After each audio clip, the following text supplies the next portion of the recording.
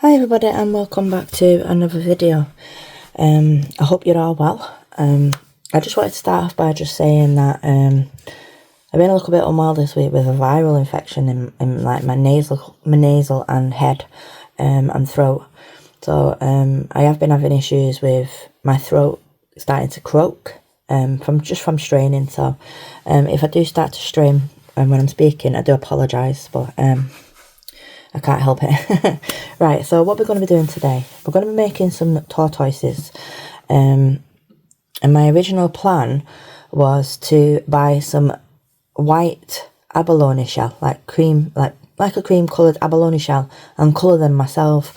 But I couldn't get any, and Temu didn't. The ones Temu had, they wouldn't have been here in time to do the video. It was like a 2 week, and I couldn't be bothered waiting. So I went on Amazon and I purchased these.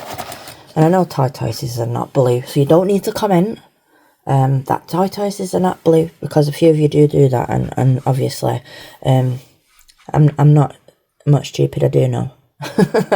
It's resin art, we can do what we want, and that's the fun of resin art. You can do what you want. So I'm going to be putting the abalone shell down into the tortoise and using it as as the shell, and we're going to be sticking that down with some UV resin. So I'm going to put myself some gloves on because I am messing with resin. I need a stick just to get everything out. If you've got any tweezers would be better, because then you're able to pull out and use your tweezers. But the tweezers I've got are from Temu and they're absolutely crap. They don't grip properly, and then they go all over the place. So I'm just going to be using my hands really. So in the moulds, they've got sections here. There's like these here. So these bits are going to be filled with shell. And then once they're cured, and it's turned over, the indents in in between the shell, I'm going to use acrylic marker just to mark the shell so it stands out more. So let's get on with it, right? So before I came on, I put on some eyes. I used 4mm cabochon eyes. They're the smallest I've got. I've got 6mm and I've got 8mm, but the 6 and 8mm didn't fit, so I just used the 4. And I put them in just with UV resin, cured inside and cured outside. There are videos on my playlist with how to put for beginners, on how to put like eyes in frogs and things with eye sockets. So excuse me, I just look a bit out of breath. Right, so abalone shell, stunning. I absolutely love abalone shell. I don't do a lot of work with shell because I'm not a lover of it, but I do love abalone shell. Right, now I need tweezers. I do need tweezers. Let me put it on pause and find some tweezers. 1 second. Right, I found some. They're not the best, but they'll be alright. Right, I'm not sure how to do this, which would be the best way, because I don't want to get any bubbles behind the shell. So you can just put your shell in there and just fill it with loads of UV resin, but you're going to have trouble curing it. So if you put eyes in, just be careful that you don't dislodge, because be careful moving. Like when you're pouring your resin, you can't squeeze the head, because obviously you pop the eyes out. So I'm going to pop just a little bit of UV resin in there. I am waiting a delivery today actually for some UV resin, so I'm just using what's the word? This is just from Temu. It's what I use in like an emergency supply.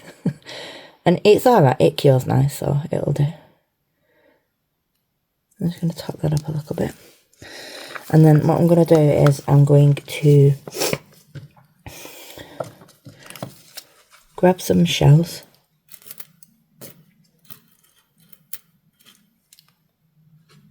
So you've got like two sides. You've got the underside and you've got the top side. I want the top side going that way, so you're working upside down. I'm going to put that in some UV resin. Get off the excess. And then we're going to put that down.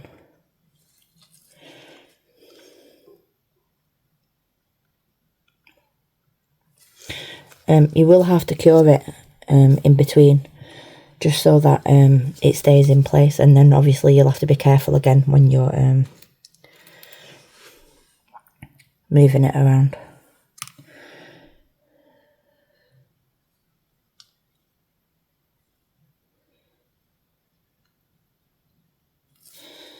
Just like that, and then I'm just going to use a torch just to cure it. Make sure you move that out the way so that you don't cure your UV resin in the pot. And we're just going to give that about a 30-second cure from the top and underneath. So what I'm going to do is I'm going to go off camera and I'm going to finish the turtles, both of them. I'm not going to do it on a fast thingy, on a fast forward, because it takes too long and it kills my back standing up. I'm going to go and sit down and finish it off. And when everything's done, I'm going to come back and we can get on with the next part of the video. So I'll see you shortly. Right, so I'm back and I've now finished putting down the abalone shell. I'm not going to show you what it looks like from the other side. You can wait until it's done. But it looks pretty cool actually. So here I have some nail powders. Now nail powders, if you're not sure on... Well, if you're new to resin, should I say, nail powders can be used in the same way as mica powders, where you can mix them into your resin or you can brush them on a mould. Preferably like the chameleon, intense chameleon powders and things like that, they work just the same as nail powders.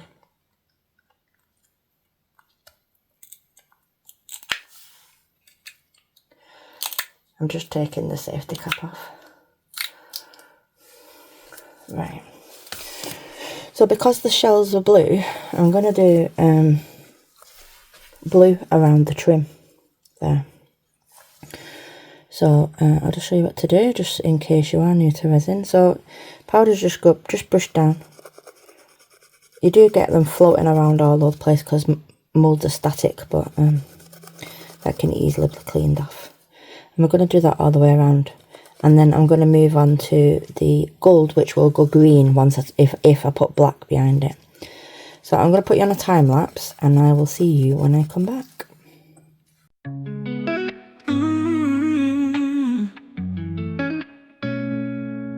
The mold is shining like a perfect dream.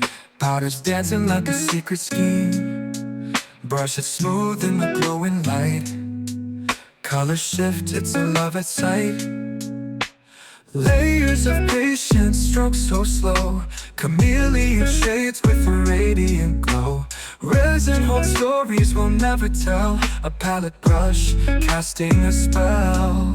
Brush it down, let the colors blend. Magic in motion, where the shapes transcend. Every stroke writes a love untold in the rhythm of the resin mold. Ooh, ooh, ooh, ooh, ooh. Dust in the air like a perfect dream. Powders dancing like a secret scheme. Brush it smooth in the glowing light. So that's them brushed with powders. So I'm going to put you on pause. I'm going to mix up about 11 ounces of resin, because I think this takes about 230 mils. So I'll take about 7.5 ounces. So I'm going to mix up about 10 ounces. And if you need any more, then we can mix it up off camera. So I'm back with you shortly. Right, so I'm back and I've mixed up 320 mils, which is around about 10.5 ounces of the Apex One Coat fast cure resin. It cures in about 2 hours at the right temperature. If you use a heat mat, you can cure it within 20 to 25 minutes, so it's a really good resin. All links from today's products are down in the description box, along with any discount codes that I may have. If you'd like to treat yourself to any of the products in the video, they will also be linked down in the description box as well, which I've just said.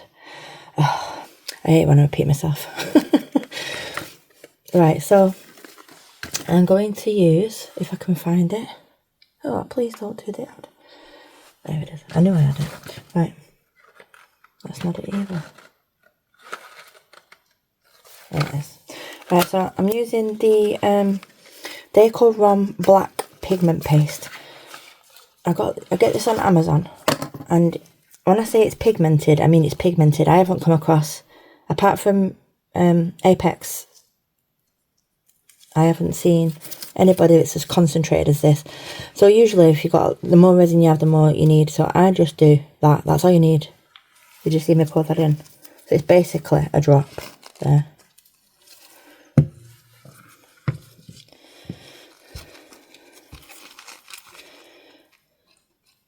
It's so pigmented, it'll become opaque. Look, look. And you just need a little amount. It's £10. And the price is amazing. I won't use any other brand apart from that one. And obviously Apex's Creating Blooms I will use. I've not used Creating Blooms pastes apart from the Eco pastes.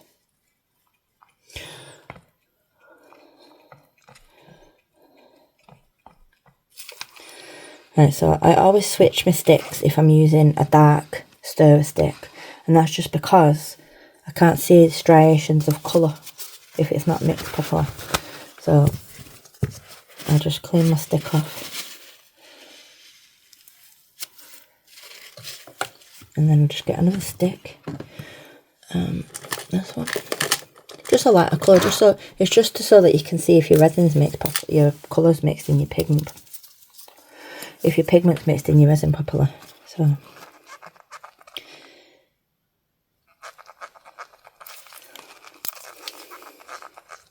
if you're new to resin, I have got a folder, or a file, like a playlist on beginners, so how to mix resin, how to mix pigments and glitters. I will be doing some more over the coming months.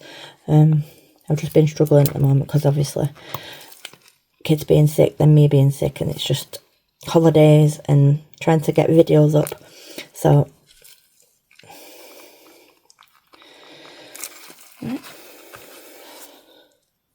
sorry about that, I just had to put you on pause. Right, I don't know why I got tissue there. Oh yeah, because I was blowing my nose.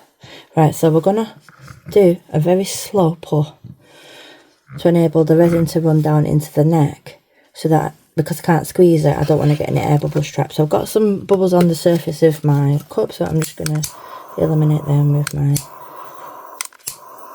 little blowtorch. I'm not bothered about bubbles because this resin degasses itself, and it is a high viscosity as well, it's very thick. So I just pour from my height, like a slow trail, and just let that flow where it wants to go. I'm just hoping I've not left any gaps between the shell and the mould, otherwise the resin will seep down the back.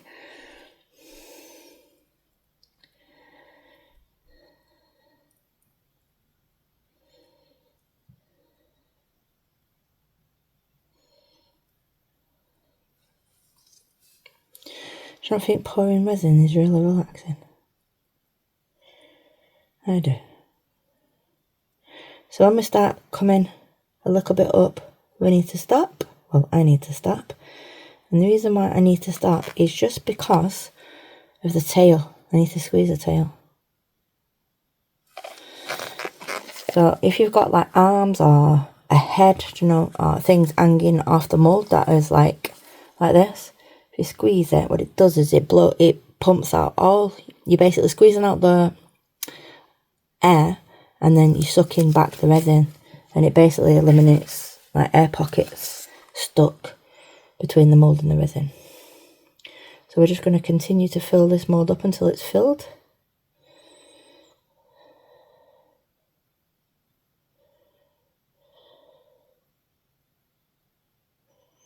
Hopefully I've got enough to do the little one as well.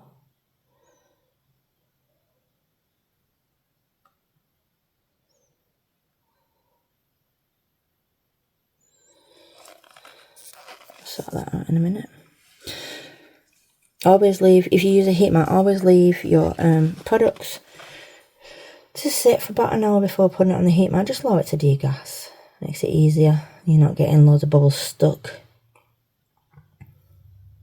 So I'm just doing the same with this one, allowing the resin to flow in slowly. And then I'm just going to use a little bit more.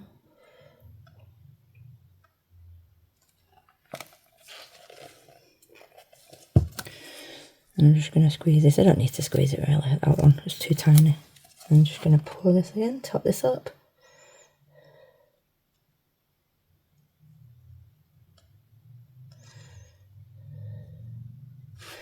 I have done that one just so I don't need to do any sanding. As all you know, I hate sanding. Dumbing just keeps the sharpness off the edges. Just like that. I'm going to keep an eye on that just in case it overflows. In fact, I'm going to take a little bit out.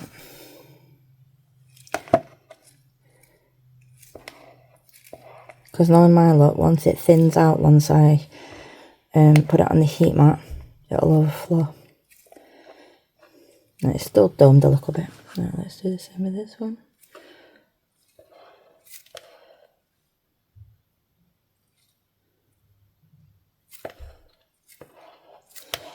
Right, perfect. Right guys, so I'm going to find something to fill this up with, and I will come back later once these are cured and we can demold them and take a look at the abalone shell. So I'll get back with you later. Bye. Right, so I'm back and these are now cured, so we're going to get these demolded. I did get a gathering of bubbles there, just some micro bubbles come up from the net, but it won't really do anything to the final piece. And I think I've got some seepage where the shells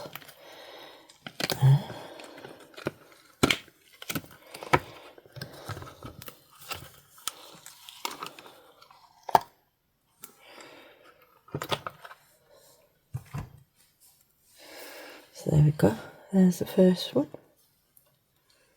I just got a little bit of seepage there. I don't really take away from it. What do you think? It's pretty cool. I'll undo this little guy.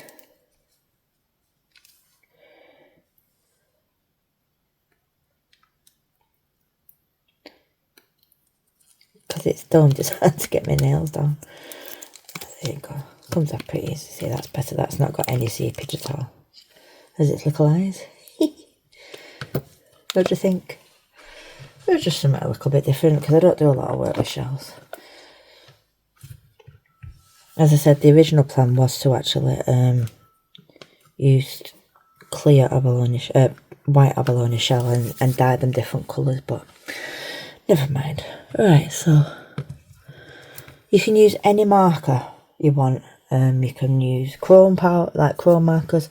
No, I can't find my chrome markers because I've moved my studio around. The only markers I can find are my acrylic markers, and obviously I've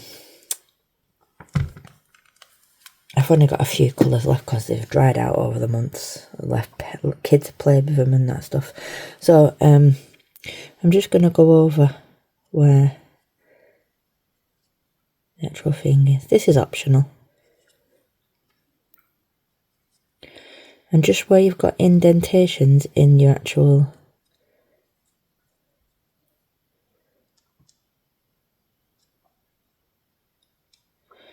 shell, I'm just going to draw it around it, just like that. And you can do a couple of coats if you need to.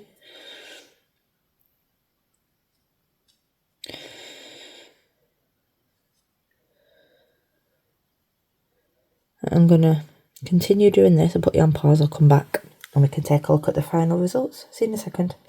Right, I'm back and there we go. So I've just done it on both. They both look like that. And the big one looks like that. I don't mind the black. Just looks like it's stained the shell. What do you think, guys? It's just an idea of things that you don't see much of, just something different. Anyway guys, I'm going to leave that with you for today. These are going to go out into my garden. Alicia asked me to make some, so I said I would, so they're going to go in the garden for the boys. So please like, comment and subscribe if you've not already done so. That would help my channel out so much, and I shall see you on Monday's upload. Goodbye, thanks for watching.